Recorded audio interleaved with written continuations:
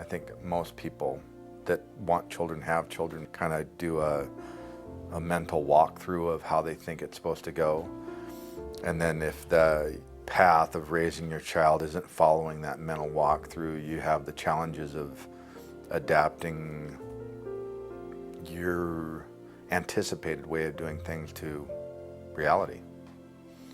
So for me, that was the biggest thing, is just changing the anticipated to what's really going on.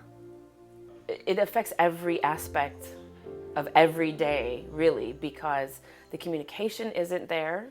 So although he's almost 9, he's not able to express himself in a way that the other children are. So he can't say, I don't feel well. He can't say, I'm really frustrated right now.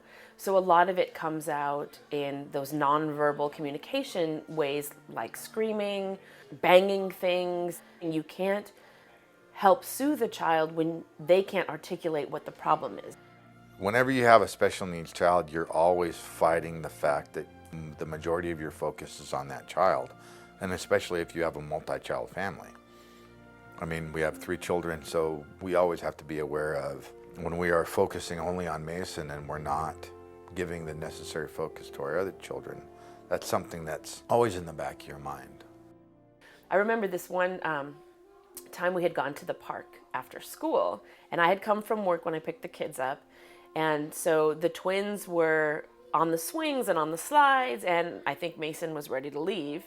So I said, okay, we're gonna go in 10 minutes. Well, he said that was pretty much it. He'd had enough, and he took off running, left the park, started down the street, in the middle of the street.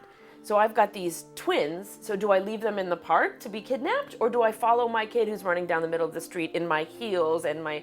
So I ended up running down the street, telling the kids to stay right where they were. I threw my shoes in somebody's driveway and just had to run 3 blocks down the middle of the street. And there were people, and I was saying, stop him, but they were so shocked, they didn't know what to do. So finally, he got stopped because a car was in the middle of the street and actually stopped for him, thankfully.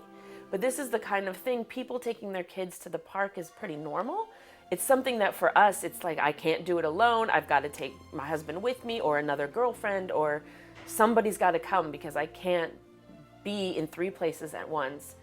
And again, it's the siblings that lose out on these sort of normal activities. They don't get to do what their friends do because it just doesn't fit for our family. It is kind of hard sometimes when he's running around and we want to be eating, and then he wants to be up and stuff like that. It is kind of hard to be out with him, but also at the same time it's fun to be out with him too, because it's nice to see him being around other people, not just our family. You find yourself shying away from things that are normal. You realize sometimes, you look back over a week, that your entire week has been based on your special needs child. Having a lot of takeout because you can't get a meal done and help your daughter with science and take care of Hudson and, you know, drive to soccer. You just can't. So you do everything when you're not with that person, so that when you're with them, they need all of your attention.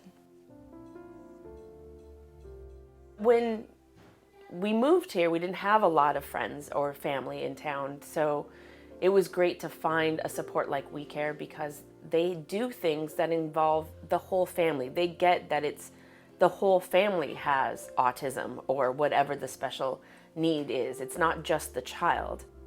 We have a really tight, rich community with parents and kids who we interchange all the time. Pick each other's kids up, cook each other dinner, camping trips together. And there's this depth and commitment of our friends that has a lot to do with Hudson and an understanding. And he brought that. And everyone says that. It's not just me or my husband that feels that. They've all said something about your family is special, something about your kids. There we go.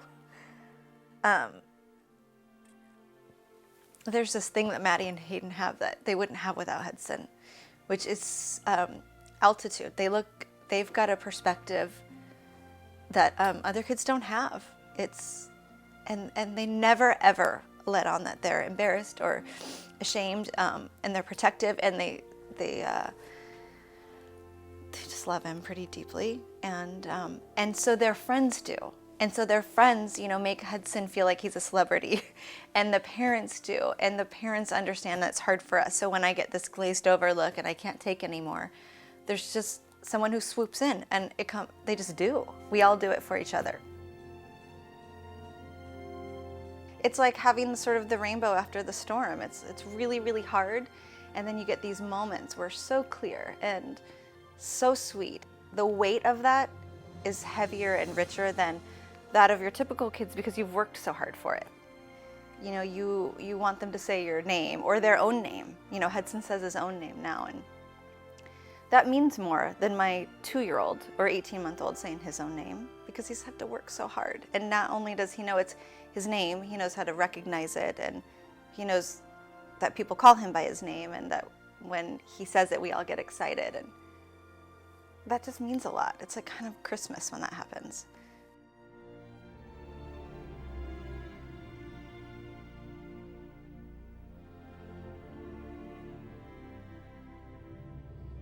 It's special to have a brother that needs stuff. He needs you, like, but other time it's just you want a normal brother that can do stuff that you just want him to be normal sometimes.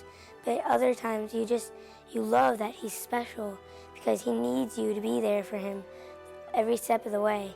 And I think that's pretty cool about having a special needs brother.